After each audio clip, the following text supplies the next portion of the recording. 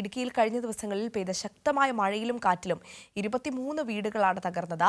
മണ്ണിടിച്ചിലും മരം വീഴ്ചയിലും ലക്ഷക്കണക്കിന് രൂപയുടെ നാശനഷ്ടം ഉണ്ടായതായി റിപ്പോർട്ട് ചെയ്യപ്പെടുന്നുണ്ട്.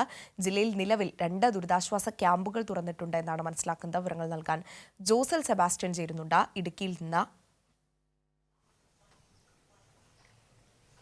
ജോസൽ, ഗുഡ് മോർണിംഗ്. എന്താണ്, മഴയുണ്ടോ അവിടെ?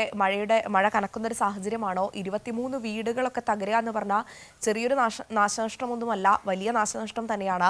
അപ്പോൾ ജില്ലയിൽ വലിയ രീതിയിൽ നാശനഷ്ടമൊക്കെ ഉണ്ടായിട്ടുണ്ട്. 2 ദുരിതാശ്വാസ ക്യാമ്പ് തുറന്നിട്ടുണ്ടെന്ന് മനസ്സിലാക്കുന്നു. അതോടൊപ്പം തന്നെ മലങ്കര ഡാമിന്റെ 50 സെന്റിമീറ്റർ വീത ഷട്ടറുകൾ ഉയർത്തിയിട്ടുണ്ട്, എല്ലാ ഷട്ടറും ഉയർത്തിയിട്ടുണ്ട് എന്നൊക്കെ അറിയാൻ സാധിച്ചിട്ടുണ്ട്. എന്താണ്, തീരദേശത്തുള്ളവരെയൊക്കെ മാറ്റിപ്പാർപ്പിച്ചിട്ടുണ്ടോ? അങ്ങനെ ഒരു സാഹചര്യമാണോ ഉള്ളത്? എന്താണ് ജില്ലയുടെ ഒരു പൊതു അന്തരീക്ഷം? എന്താണ്?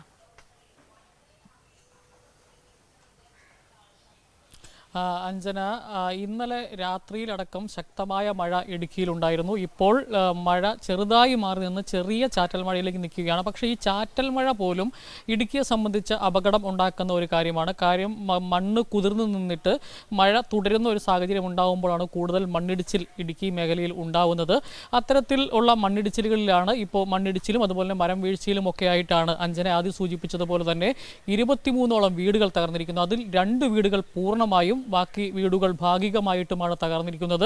ഇത്തരത്തിലുള്ള അപകട ഭീഷണിയെ തുടർന്നാണ് 2 ദുരിതാശ്വാസ ക്യാമ്പുകൾ ഇടുക്കി ജില്ലയിൽ തുറന്നിരിക്കുന്നത്. ഒന്ന് മൂന്നാർ മൗണ്ട് കാർമൽ പള്ളിയുടെ ഓഡിറ്റോറിയത്തിൽ, അവിടെ 8 പുരുഷന്മാരും 21 സ്ത്രീകളും 4 കുട്ടികളെയും അവിടേക്ക് മാറ്റിപ്പാർപ്പിച്ചിട്ടുണ്ട്. അതുപോലെ തന്നെ പാറത്തോട് കമ്മ്യൂണിറ്റി ഹാളിൽ ഉടുമ്പൻചോല പാറത്തോട് ലക്ഷ്മി നഗർ മണിരാജയെയും കുടുംബത്തെയും അവരുടെ വീട്ടിലേക്ക് മണ്ണിടിഞ്ഞു വീണതിനെ തുടർന്ന് മാറ്റിപ്പാർപ്പിച്ചിട്ടുണ്ട്. അങ്ങനെ 2 ദുരിതാശ്വാസ ക്യാമ്പുകളാണ് ഇടുക്കി ജില്ലയിൽ നിലവിൽ പ്രവർത്തിച്ചുകൊണ്ടിരിക്കുന്നത്. വീടുകൾ മാത്രമല്ല, നിരവധി വ്യാപാര സ്ഥാപനങ്ങളിലേക്കും മണ്ണ് ഇടിഞ്ഞു വീണ് തകർച്ച സംഭവിച്ചിട്ടുണ്ട്.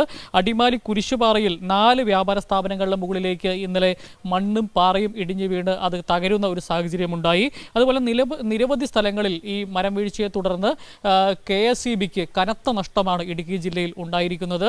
നിരവധി 11 kV അടക്കം നിരവധി ഇലക്ട്രിക് പോസ്റ്റുകൾ തകർന്ന് പല മേഖലയിലും, ഹൈറേഞ്ചിലെ പല മേഖലയിലും വൈദ്യുതി ബന്ധം താറുമാറായിരിക്കുന്ന ഒരു സാഹചര്യമാണ് നിലവിലുള്ളത്.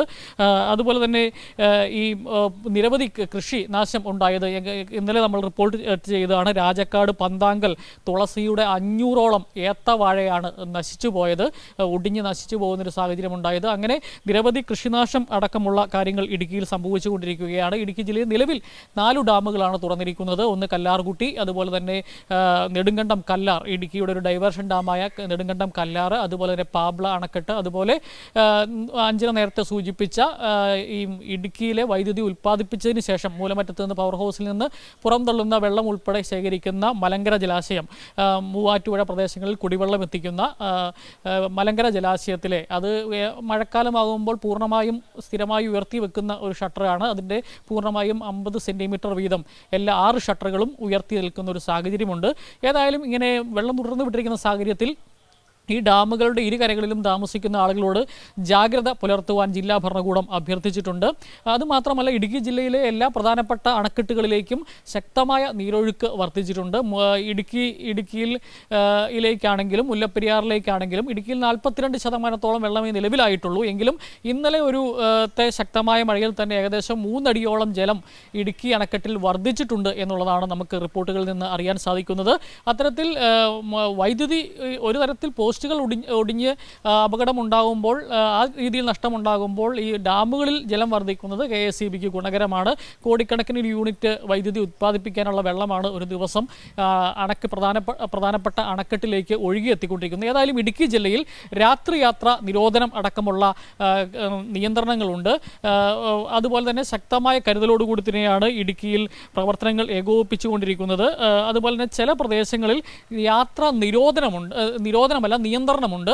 അത്തരത്തിൽ ഏതായാലും വളരെ ജാഗ്രതയോടുകൂടി ജില്ലാ ഭരണകൂടവും അതുമായി ബന്ധപ്പെട്ടുള്ള വകുപ്പുകളും മുമ്പോട്ട് പോവുകയാണ്. അഞ്ജന. ശരി ജോസിൽ, എന്തായാലും ഇടുക്കി ജില്ലയിൽ ഇപ്പോൾ ചെറിയൊരു ചാറ്റൽ മഴയാണ് നിലനിൽക്കുന്നത് പൊതുവിൽ. പക്ഷേ ഇടുക്കിയെ സംബന്ധിച്ചിടത്തോളം രാത്രി യാത്രാ നിയന്ത്രണം അടക്കമുള്ള പല പ്രദേശങ്ങളിലും നിരോധനവും അതോടൊപ്പം തന്നെ ചില പ്രദേശങ്ങളിൽ നിയന്ത്രണവും അടക്കമുള്ള കാര്യങ്ങളൊക്കെ നിലനിൽക്കുന്നുണ്ട്. എന്തായാലും ജാഗ്രത പാലിക്കുക. അതോടൊപ്പം തന്നെ മലങ്കര ഡാമിന്റെ ഷട്ടറുകൾ 6 ഷട്ടറുകൾ എല്ലാ ഷട്ടറുകളും 50 സെന്റിമീറ്റർ വീതം ഉയർത്തിയൊരു സാഹചര്യമൊക്കെ ഉണ്ട്. അപ്പോൾ ഈ തൊടുപുഴയാറിന്റെയും മൂവാറ്റുപുഴയാറിന്റെയും ഒക്കെ പരിസര പ്രദേശത്തുള്ള ആളുകളൊക്കെ ജാഗ്രത പാലിക്കുക. മാറി താമസിക്കേണ്ട സ്ഥിതിയൊന്നും നിലവിലില്ല. പക്ഷേ വരുന്ന സാഹചര്യങ്ങളിൽ എത്രയും പെട്ടെന്ന് തന്നെ മടിച്ചു നിൽക്കാണ്ട് ഏറ്റവും സേഫായ സ്ഥലങ്ങളിലേക്കൊക്കെ മാറാൻ വേണ്ടി നോക്കുക.